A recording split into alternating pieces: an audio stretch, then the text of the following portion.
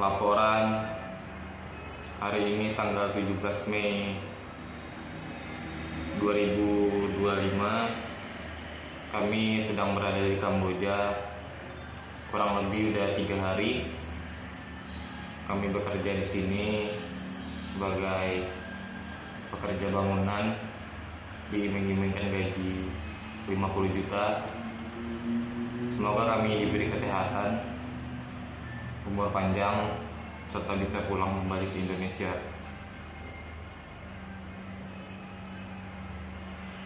Terima kasih semuanya. Mantan kerja di Kamboja. Kalian nggak percaya? Coba dengar ceritakan. Bang, di Kamboja udah berapa tahun, Bang? Ya, kurang lebih 5 tahun lah. Emang bener, Bang, kalau di Kamboja itu ada yang dijual ginjalnya, ada yang disetrum. Itu ceritanya bener nggak? Benar, memang benar itu ada. Cuman kan kita kan kalau kita kesana kita bagus-bagus saja, ngikuti aturan orang itu, ya kita kan nggak mungkin digitukan. Oh iya. Nah, dengarkan guys ya. Jadi nggak selamanya. Jadi intinya kalau di sana orang yang kerja di Kamboja itu dapat target, berarti lancar-lancar aja lah kerjanya ya, mana gitu ya. Ini kita jangan ada yang aneh-aneh lah kita buat. Nah, jadi kemudian satu lagi, biasanya kerja judi online itu kan duitnya masuk di rekening, nggak diserahkan sama bosnya semua, bener kan? Nggak diserahkan, nggak disetor. Jadi bosnya marah, itulah terjadi penyiksaan, gitu loh guys. Nggak malu kamu ada di Kamboja? Itu cewek Kamboja loh yang ngomong. Yang nyetrum itu siapa? Orang Indonesia. Yang mukulin orang Indonesia. Yang jahat siapa? Sesama orang Indonesia. Tuh mereka yang ngomong. Contohnya Jovan. Terima kasih aku sudah jadi ratu. Contohnya Jovan. Uang pacar sendiri aja diambil. Itu kejahatan. Kejahatan kawan. Itu kejahatan. Yang mau tidak mau, suka tidak suka, kalian harus akui. Cewek itu ngomong nggak salah loh ya. Yang kelihatan nyata, orang Indonesia menyakiti orang Indonesia, Jovan. Temukan Jovan, baru kalian ngobrol sama saya. Sesama orang Indonesia diadu, terus akhirnya dibuat judi. Orang mati aja uangnya dibuat main-main. Uangnya aja buat main-main. Siapa yang menyiksa sesama Indonesia kok? Orang Kamboja nggak pernah kok menyiksa. Nggak pernah. Orang Kambojanya sendiri baik-baik aja. Nggak malu kalian dihilang gitu? Nggak malu? Orang Kamboja yang ngomong loh. Bukan saya yang ngomong loh. Cek deh. Jadi pemulangan jenazah Natasha ini sudah sangat viral sekali. Dibuat bahan ketawaan di Kamboja. Dan kalian yang ada di Kamboja cuma lihat aja. Kenapa kalian nggak gandengan tangan? Kumpulin uang buat Natasha biar masalah ini selesai. Malah kalian cengar-cengir ada di grup Backlisan. Malah ketawa-ketawa sendiri kalian di grup Backlisan. Ayo gabung secepatnya Natasha dibawa pulang. Kita lagi diketawain sama Kamboja. Kamboja baik-baik aja, yang nggak baik itu kita. Kita yang nggak baik-baik saja kawan. Bawa pulang Natasha. Nggak malu kamu. Yo guys, balik lagi bersama saya tentunya Oke Kevin. Kita bahas lagi yang lagi viral guys. Itu apa? Tentang Bismillah OTW Kamboja demi merubah nasib katanya. Tetap saja banyak orang yang seperti ini. Sepertinya ini hanya konten kayaknya ya, hanya untuk mencari viewers ya. Kayaknya nggak akan mungkin ada yang ke sana. Tapi ada juga yang tetap miris ya, masih tetap mau yang ke sana ya, ke Kamboja. Mungkin penasaran atau gimana ya? Mungkin uji nyali gitu ya. Nah, kita lihat beritanya guys. Ini cuma bandara doang. Benar nggak ini di Kamboja? Selama nggak ada tulisan Kambojanya, aku nggak percaya guys. Kita tunggu ya. Kalau lama nggak muncul, saya sudah sampai ke tempat tujuan. Terima kasih berkat doa kalian ya. Apa nih maksudnya? Kamboja. Thank you.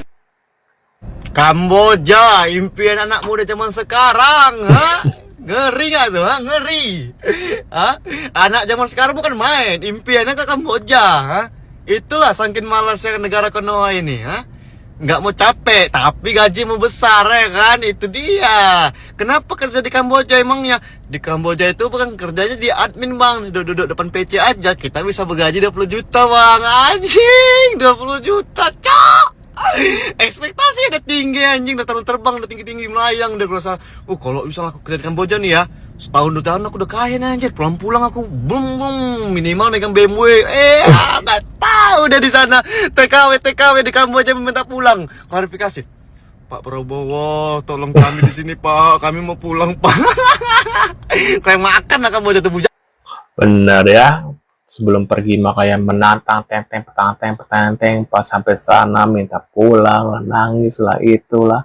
Ternyata tidak sesuai dengan ekspektasi lah, dengan gaji yang seperti itulah ya. Dasarnya namanya juga manusia ya. Natasha. Ini ada Miss Yuni fokus pada donasi jenazah almarhum Natasha ya yang meninggal di Kamboja untuk dipulangkan, katanya gitu guys. Pada tanggal 10 April 2025. Dan setelah itu pacarnya membuka open donasi mengatasnamakan dia sebagai suami Natasha. Karena Natasha dan Jovan sudah memiliki 2 anak. Oh. Kejadian demi kejadian saya kurang tahu prosesnya seperti apa. Yang saya tahu Mercy orang yang terlibat di dalamnya. Mercy lah yang punya inisiatif, tetapi uang itu tidak dimasukkan di Mercy, langsung dimasukkan pada Jovan. Dan setelah waktu berlanjut, bagaimana saya tidak tahu. Yang saya tahu pada tanggal 12 Mei Mercy telepon saya, tetapi saya tidak mau menerima Mercy karena bukan keluarga inti dari Natasha. Setelah itu papanya telepon saya sekali lagi menceritakan kronologinya, walaupun gradul-gradul, walaupun pakai bahasa Manado yang dimana saya separuh tidak paham, separuh saya paham. Yang penting keluarganya sudah telepon saya, meminta bantuan sama saya langsung telepon Mercy lagi. Setelah itu dia ceritakan kronologinya, saya menangis. Saya menangis, kenapa? Pertama kali dalam kehidupan saya, uang bisa merubah segalanya. Mata yang biasa-biasa saja menjadi luar biasa. Kenapa? Karena uang. Saya rasa Jovan tidak pernah tahu yang namanya uang itu 200 juta. Mungkin dia pertama kali pegang uang 200 juta. Hingga matanya biru. Dia berpikir dengan cara main judi, maka uang itu akan kembali berlipat-lipat.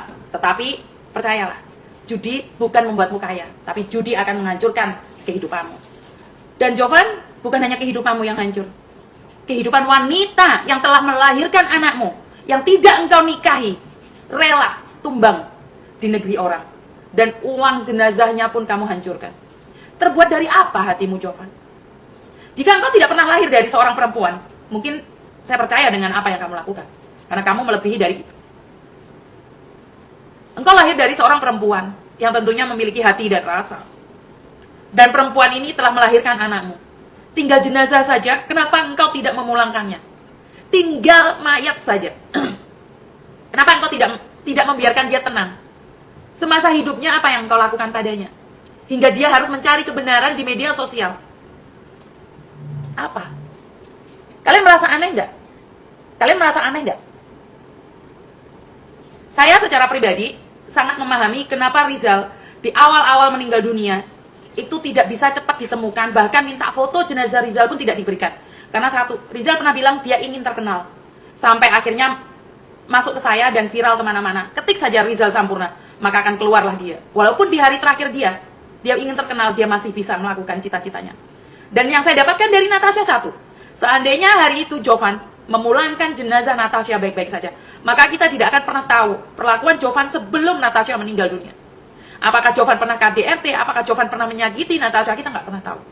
Setelah semuanya viral, barulah kita tahu, barulah kita mengerti cerita-cerita tentang kehidupan Natasha yang begitu terluka. Bahkan izin buat papanya Jovan, katanya pernah mengancam orang-orang tertentu. Jadi semuanya akan terbongkar dengan sendirinya. Bahkan saya kemarin sempat melarang mereka untuk tidak meng-up di media sosial tentang anak-anak Jovan dan anak-anak Natasha. Saya beruntung karena mereka mendelete-nya. Jadi saya tidak ingin ini berkelanjutan ya teman-teman ya. Tujuan saya hanya memulangkan Natasha. Tapi saya yakin dan percaya pasti ada keadilan buat Natasha. Kenapa dia sampai menunggu saya turun tangan? Kalau dari awal orang-orang Manado sudah memulangkannya, orang-orang Manado, pemerintahan Manado sudah memulangkannya, nggak mungkin seviral ini.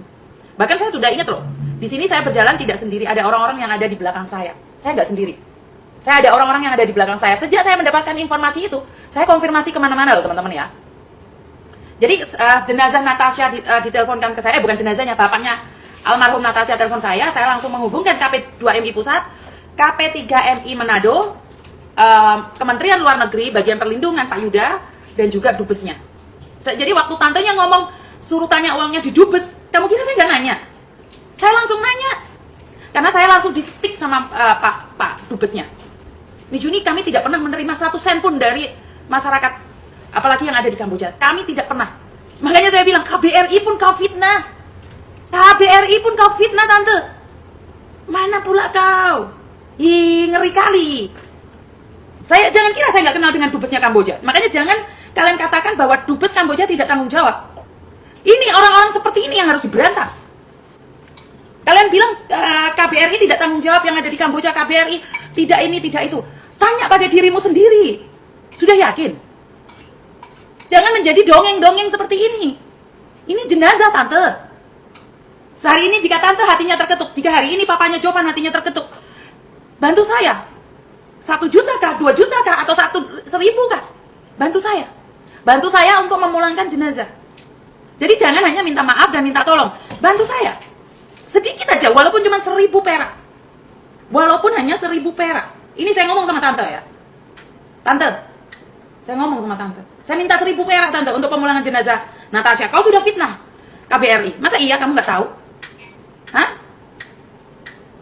Jadi, kenapa maksa? Saya nggak maksa tantenya Jovan untuk ngasih. Saya nanya, Tante, kalau kamu sudah fitnah, boleh dong minta.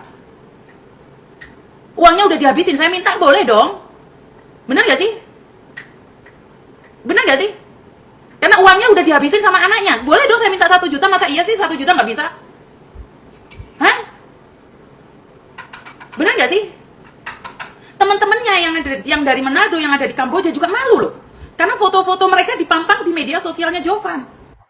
Tuh guys ya, mengerikan ya tentang infonya dari jenazah almarhum Natasha ya, yang meninggal di Kamboja guys. Tapi ya gimana ya, ini pelajaran buat kita semua sih ya, untuk berhati-hati tetap ya. Kalau mau ke sana ya silakan, kalau yang enggak ya. Untuk Jovan ya, lebih baik kembalikan uang jenazah, karena itu uang yang sangat penting untuk memulangkan ya. Kasihan, biar almarhum ini bisa tenang gitu ya, nggak terbengkalai di sana guys. Menurut kalian gimana setelah melihat info ini? Terima kasih sudah hadir dan sampai jumpa di video selanjutnya. See you guys.